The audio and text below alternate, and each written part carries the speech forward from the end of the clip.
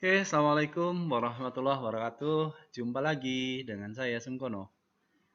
Nah, untuk kesempatan kali ini, kita akan melanjutkan topik bahasan yang kemarin yaitu tentang inverse fungsi.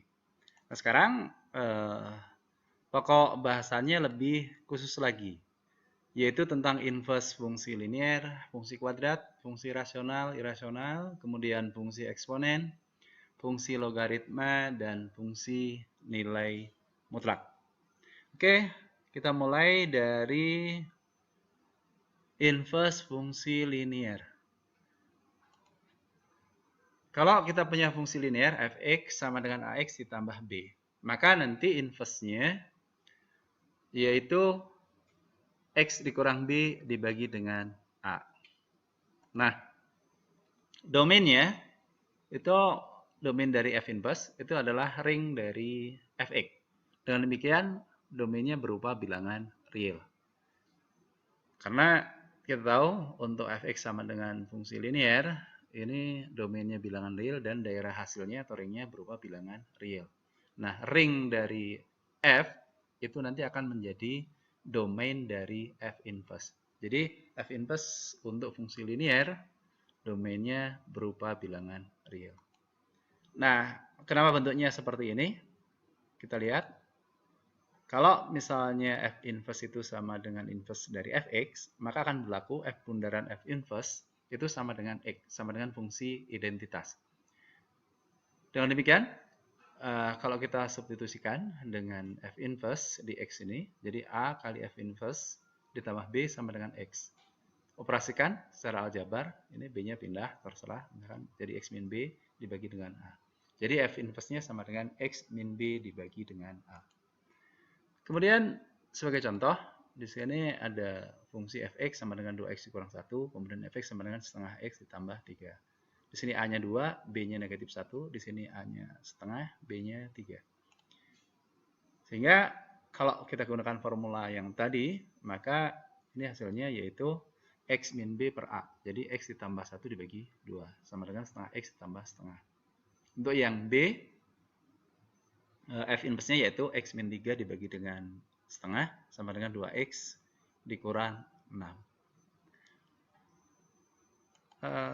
Ingat waktu di awal kita tahu antara f dengan f inverse itu grafiknya akan simetris terhadap garis y sama dengan x. Jadi di sini ini fx sama dengan setengah x plus 3, saya ambil yang b-nya.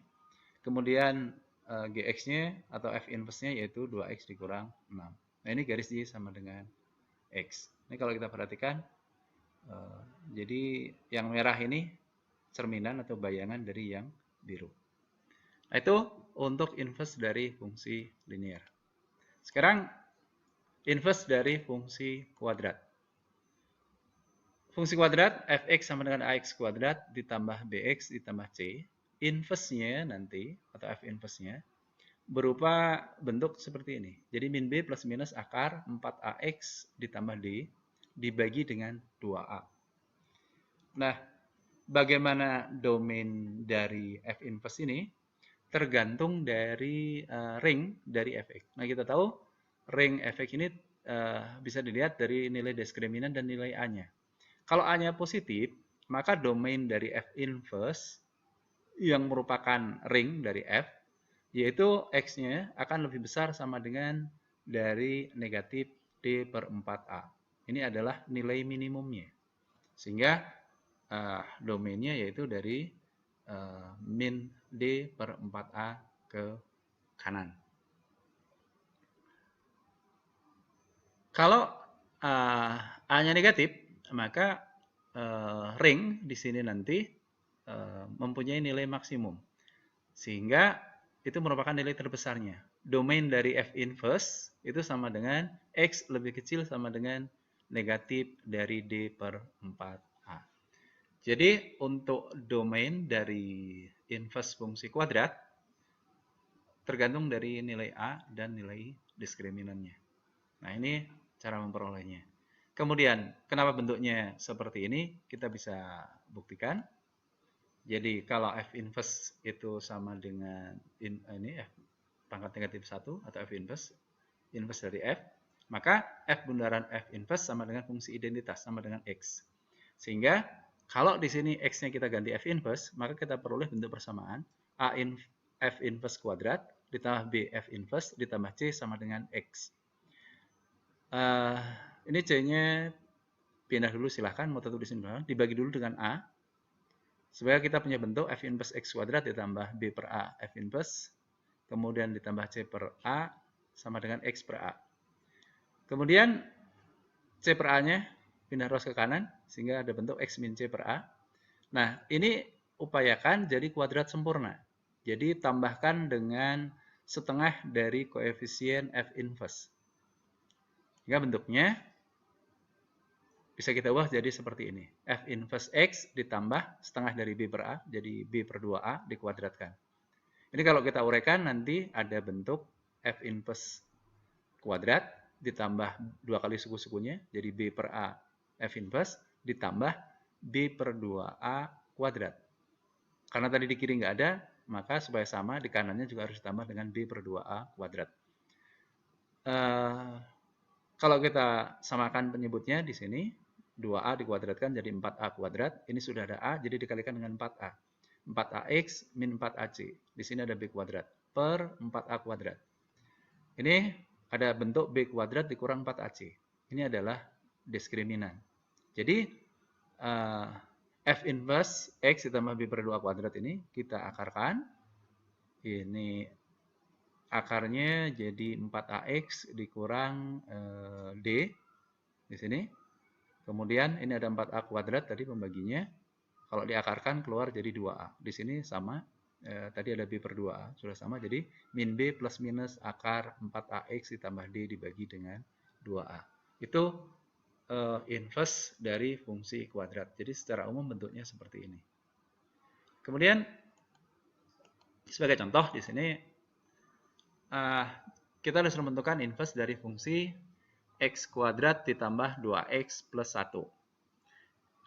Ini A-nya 1, B-nya 2, C-nya 1. Kita bisa hitung nanti nilai diskriminannya B kuadrat 4 dikurangi 4AC, 4 kali 1 kali 1, 4. Jadi ini diskriminannya 0. Nah, nilai minimumnya nanti dicapai di X sama dengan min 1. Kita bisa hitung. Sehingga nanti didapatkan ringnya di sini lebih besar sama dengan 0. Itu yang akan jadi domainnya. Oke, kita cari inverse-nya dulu. Yaitu min B plus minus akar 4AX plus D dibagi dengan 2A. Masukkan nilai-nilainya, D-nya 0. Tadi diskriminannya udah tahu. Sehingga diperoleh min 2 plus minus akar 4 kali 1 X tambah 0 dibagi dengan 2 kali 1. Nah, ini 4 nanti keluar jadi 2. Min 2 bagi 2, min 1, 2 bagi 2 ini 1, jadi min 1 plus minus akar X. Itu bentuk inverse-nya. Bagaimana dengan domainnya?